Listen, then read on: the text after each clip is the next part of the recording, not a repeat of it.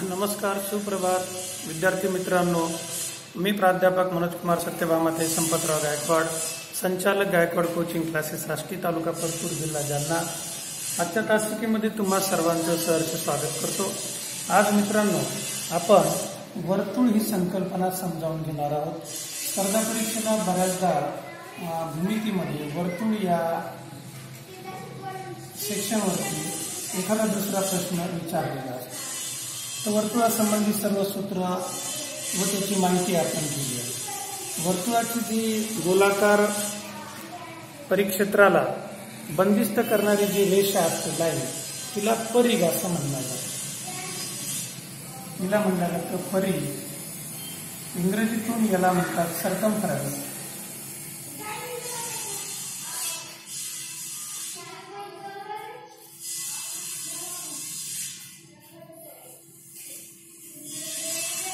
आणि म्हणून परिघ हा दाखवतात सी.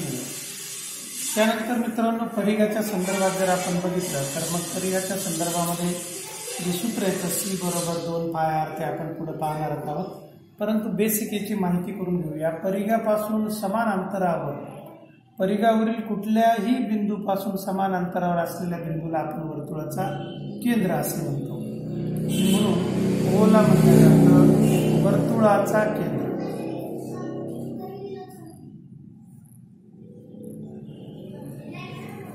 ज्यामध्ये मित्रांनो वर्तुळाचा केंद्र जेव्हा आपण याला म्हणतो तर त्याला इंग्रजीतून म्हणतात सेंटर ऑफ सर्कल.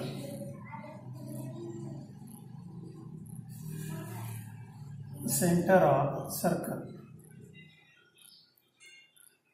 त्यानंतरच्या पुढच्या याच्यामध्ये वर्तुळाचा केंद्र बिंदू ते परिघावरील कुठलाही एक बिंदू यांना जोडणारा जो रेषाखंड असतो, समजा तो आहे OA, या रेषाखंडाला म्हणतात वर्तुळाची त्रिज्या.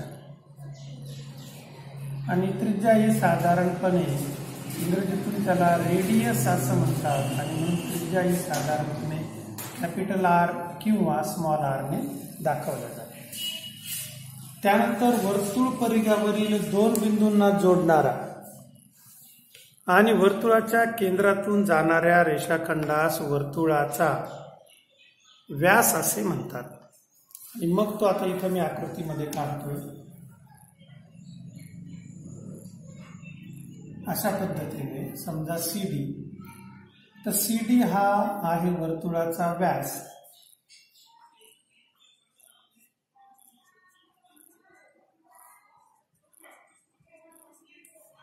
ज्याला म्हणलं जातं डायमीटर.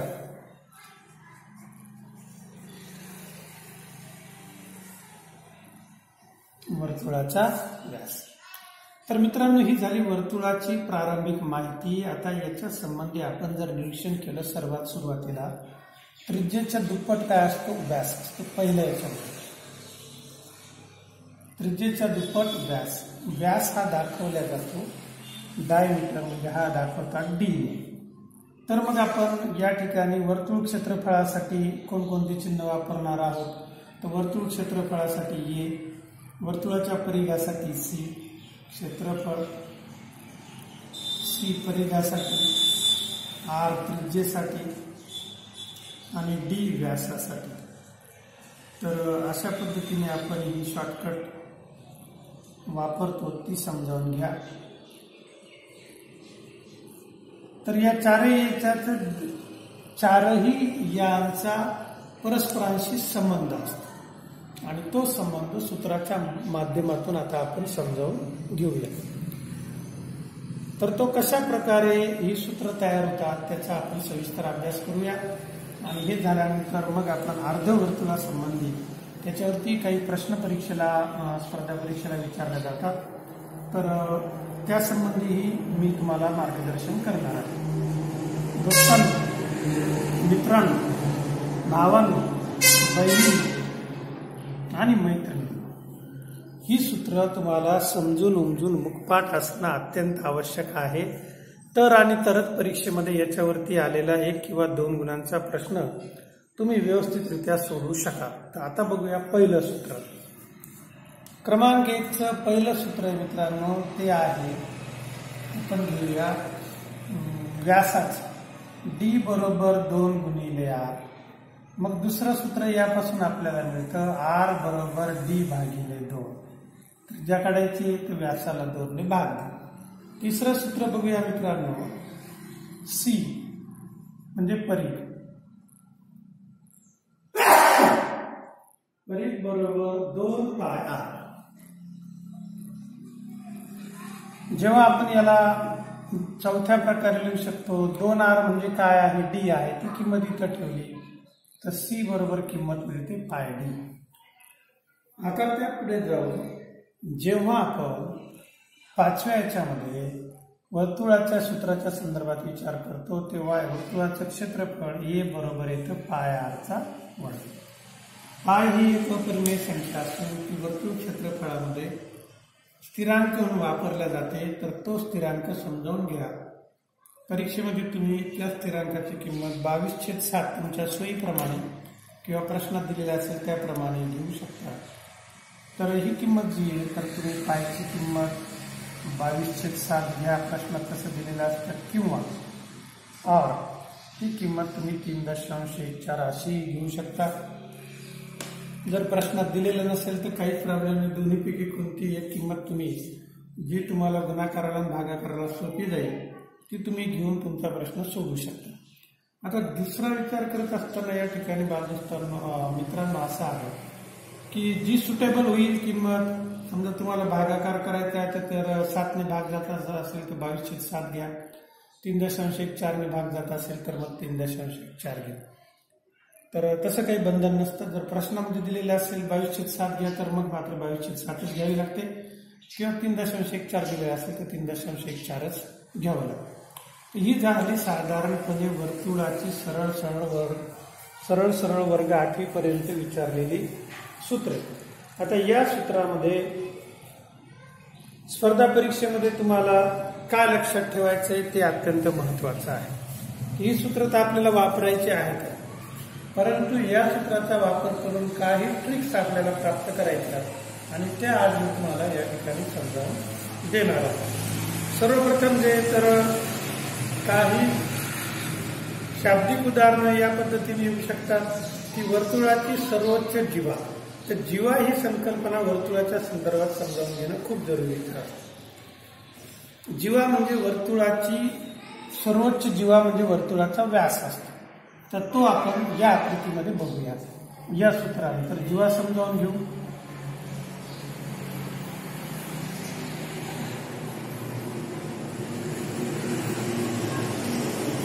जीवाला म्हणलं जातं कॉर्ड.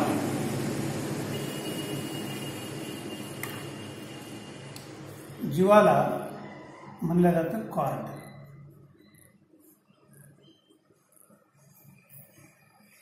म्हणजे वर्तुळ परिघावरील कोणत्याही 2 बिंदूंना जोडणाऱ्या रेषाखंडास त्या वर्तुळाची जीवा असं म्हणतात. एकदम सिंपल. परंतु ती जीवा जर वर्तुळाच्या केंद्रातून गेली अशा पद्धतीने CD, तर मग वर्तुळाची सर्वोच्च जीवा म्हणजे वर्तुळाचा व्यास. आणि म्हणजे पक्क लक्षात ठेवायचं, व्यास ही कोणत्याही वर्तुळाची सर्वोच्च म्हणजे सर्वात मोठी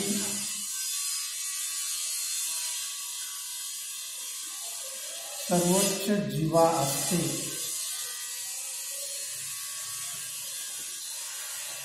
व्यास ही वर्तुळाची सर्वोच्च जीवा असते. कुठल्याही वर्तुळाचा व्यास ही वर्तुळाची सर्वोच्च जीवा असते.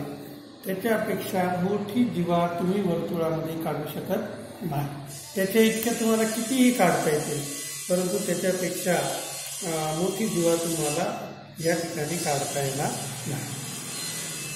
तर हे झालं व्यासाच्या संदर्भामध्ये. आता वर्तुळाशी संबंधित काही सूत्र जे याच बरोबर आपल्याला बघायचे ती सूत्र आपण आता थोडक्यामध्ये समजावून घेऊया.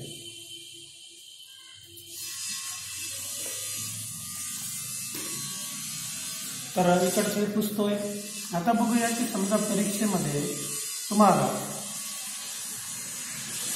जेव्हा वर्तुळाचं क्षेत्रफळ दिलेलं आहे आणि तुम्हाला परिमिती काढायची, म्हणजे वर्तुळाचं क्षेत्रफळ दिलेलं आहे आणि परिमिती म्हणजे वर्तुळाचा परिघ ज्यावेळेस तुम्हाला काढायचा आहे मग त्यावेळेस तुम्हाला काय करायचंय तर ते समजावून द्या.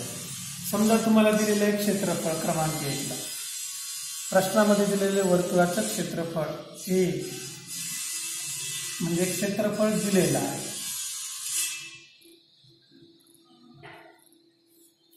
क्षेत्रफळ दिलेलं आहे, तुम्हाला विचारले परिघ बरोबर किती. मग यासाठी काय करायचंय तर ए बरोबर पाय आर चा वर्ग. मग या ठिकाणी जेवढं क्षेत्रफळ दिलेलं आहे ए भागिले पाय बरोबर काय आहे आर चा वर्ग, आणि म्हणून आर बरोबर काय आहे वर्गमुळात ए भागिले पाय. क्षेत्रफळाला पायच्या किमतीने भाग द्यायचा 22/7 ने किंवा 3.4 ने. त्याच्यावरून तुम्हाला मिळेल काय त्रिज्या आर. आर मिळाल्यानंतर मग तुम्हाला परिघ सी बरोबर काय 2 पाय आर वापरून तुम्ही त्या प्रश्नाला व्यवस्थितरित्या सोडवू शकता. एकदम सिंपल आहे. आणि जेव्हा तुम्हाला त्रिज्या दिलेली असेल आणि व्यास काढायचा असेल तर त्रिज्याची दुप्पट केली तर व्यासावरून तुम्हाला परिघ विचारलेला असेल तर सी बरोबर पाय डी.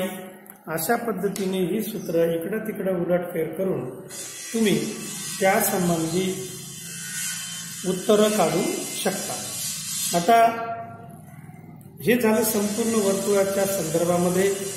आता बघूया की आपल्याला अर्धवर्तुळ जर दिलेलं असेल, अर्धवर्तुळ दिलेलं असेल तर मग काय करायचं. तर मग या ठिकाणी या सूत्रामध्ये अजून थोडीफार दुरुस्ती म्हणजे असंही आपण म्हणू शकतो त्रिज्या काढायची तर आर बरोबर वर्गमुळात ए भागिले पाय म्हणजे किंमत 22/7. अशा पद्धतीने तुम्ही सोडू शकता. किंवा याला अजून पुढे सिम्प्लिफाय करत असताना क्षेत्रफळ गुणिले 7/22 या सूत्राने तुम्हाला नवीन सूत्र मिळेल आर बरोबर वर्गमुळात ए गुणिले 7/22 किंवा वर्गमुळात 7/22. याद्वारे तुम्ही व्यवस्थितरित्या क्षेत्रफळ दिले असताना वर्तुळाची त्रिज्या करू शकता. त्रिज्येवरून तुम्हाला परिघ काढता येतो आणि त्रिज्येवरून तुम्हाला व्यासही काढता येतो. तर अतिशय सोप्या रीतीने ही वर्तुळासंबंधीची माहिती आहे आणि ही त्याची सूत्र आहे. आता बघूया मित्रांनो, आपण या ठिकाणी वर्तुळाच्या दुसरं सेक्शन म्हणजे अर्धवर्तुळावरती कशी प्रश्न विचारले जातात ती बघू. आता समजा हे अर्धवर्तुळ आहे, तर मागच्या सूत्राप्रमाणे या सूत्रामध्ये फक्त क्षेत्रफळामध्ये बदल होतो, बाकी सूत्र जशी तशी राहतात. अर्धवर्तुळावरती तुम्हाला प्रश्न आला तर निश्चितच क्षेत्रफळ बरोबर काय होणार आहे, ए बरोबर 1/2 पाय आर चा वर्ग. राईट. आता परिघ मात्र हा कमी होतो. आता अर्धवर्तुळाचा परिघ विचारल्यानंतर जे आहे तर त्याला म्हणलं जातं अर्धवर्तुळाची परिमिती.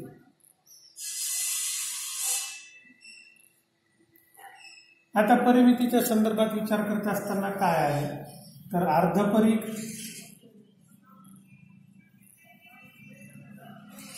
अधिक व्यास म्हणून गोंधळ करायचा. बऱ्याचदा काय होते की अर्धवर्तुळाची परिमिती किती असं विचारलं जातं. आपल्या बबड्याने किंवा आपल्या भावाने आपल्या बहिणीने सूत्र पाठ केलं असतं सी बरोबर 2 पाय आर, तो लगेच त्याला 2 ने भाग देऊन टाकतो, पाय आर लगेच उत्तर तिला क्लिक करून टाकतो. परंतु तसं नाही. अर्ध परिमिती विचारलेली आहे, अर्धपरिघ विचारलाय का नाही, म्हणून प्रश्न व्यवस्थित वाचायचा. नो डाऊट जर त्या ठिकाणी तुम्हाला अर्धपरिघ विचारला तर एकूण परिघाच्या निम्मा अर्धपरिघ राहणार. परंतु अर्धपरिमिती ज्यावेळेस विचारल्या जातात आणि साधारणपणे अर्धपरिमितीच विचारतात त्यावेळेस व्यास त्याच्यामध्ये मिळवावा लागतो. आणि म्हणून मग मित्रांनो कुठलीही घाई गडबड न करता त्यामध्ये तुम्हाला व्यास मिळवायचा आहे. अर्धपरिघ किती राहणार आहे 1/2 पाय आर अधिक व्यास किती आहे डी, 2 गेले म्हणजे पाय आर अधिक डी. अशा पद्धतीने अर्धवर्तुळाचं हे झालं क्षेत्रफळ, अर्धवर्तुळाचा हा झाला ही झाली अर्धपरिमिती. एवढी 2च सूत्र या ठिकाणी आहेत. बाकी एखाद्या अर्धवर्तुळाची त्रिज्या एवढी आहे, व्यास किती, तर तुम्ही डायरेक्ट त्रिज्याच्या दुप्पट केली, व्यास दिलेला आहे, व्यासाच्या निमपट केली त्रिज्या, ही सूत्र तुम्ही त्या ठिकाणी लिहू शकता.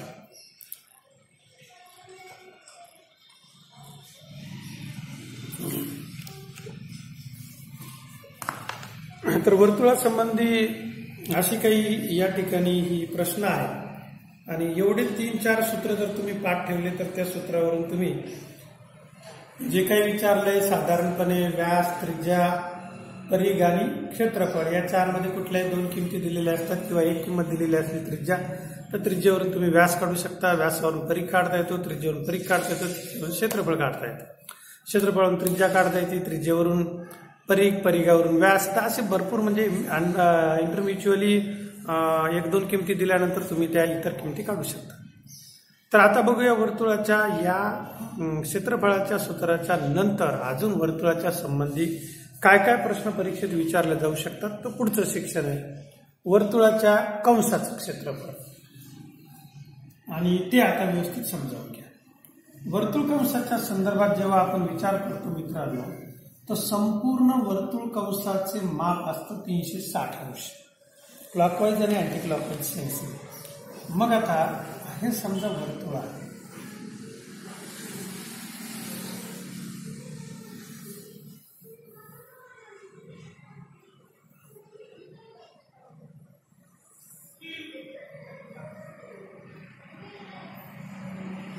केंद्र. आता पहिल्यांदा या ठिकाणी कंसाच्या अगोदर, कंस म्हणजे वर्तुळ परिघाचा काही भाग, आपण संकल्पना समजावून घेऊया. केंद्रीय कोन, सेंटर लाईन.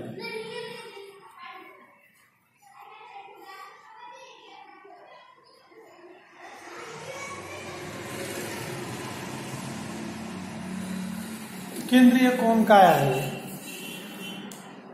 तर वर्तुळाच्या केंद्राशी होणाऱ्या कोनास केंद्रीय कोन असे म्हणतात. म्हणजे या ठिकाणी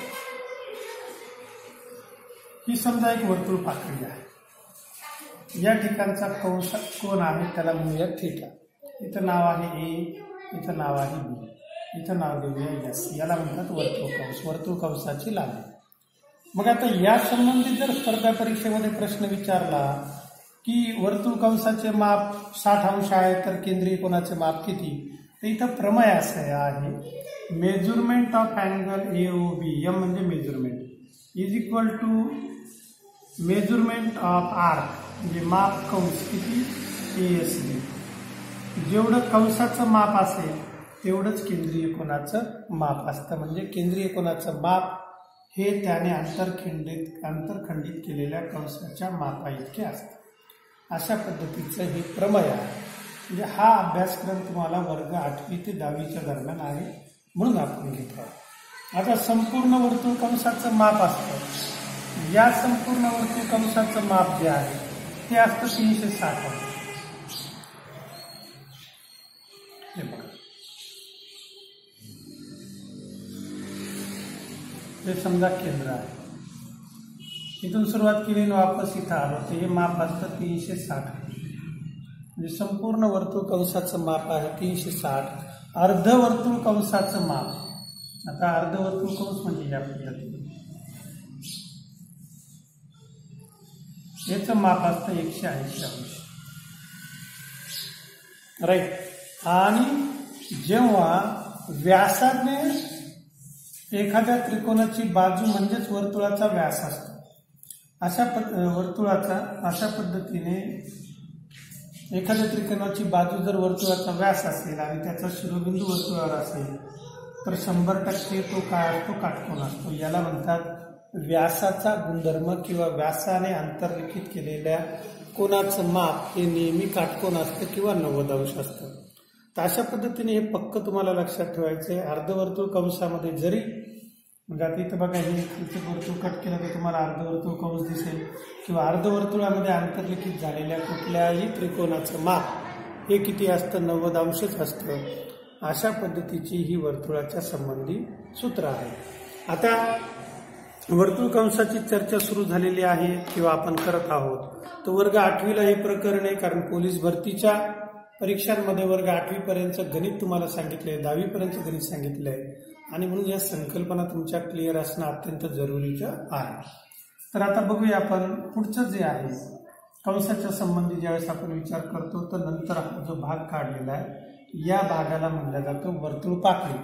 आता वर्तुळ पाकणीच्या क्षेत्रफळाचं सूत्र जे आहे area of sector O'(ASB) is equal to theta divided by 360 into πr². अशा पद्धतीने वर्तुळ पाकणीच्या क्षेत्रफळाचं सूत्र आहे आणि मग या सूत्राचाच वापर करून आपण वर्तुळ पाकणीच्या क्षेत्रफळाची डिटेल माहिती घेऊ शकतो किंवा याचे आपण डिटेल उत्तर आपल्याला हे सूत्रपाक असल्यानंतरच काढता येणार आहे. उर्वरित वर्तुळाच्या संबंधीची माहिती आपण पुढच्या भागामध्ये बघूया. हा व्हिडिओ शेवटपर्यंत पाहिल्याबद्दल तुम्हा सर्वांचे खूप खूप आभार. आपल्या मित्राशी, मैत्रिणीशी व विद्यार्थ्यांशी हा व्हिडिओ शेअर करा. धन्यवाद. भेटूया पुढच्या व्हिडिओ तासिका मालिकेमध्ये.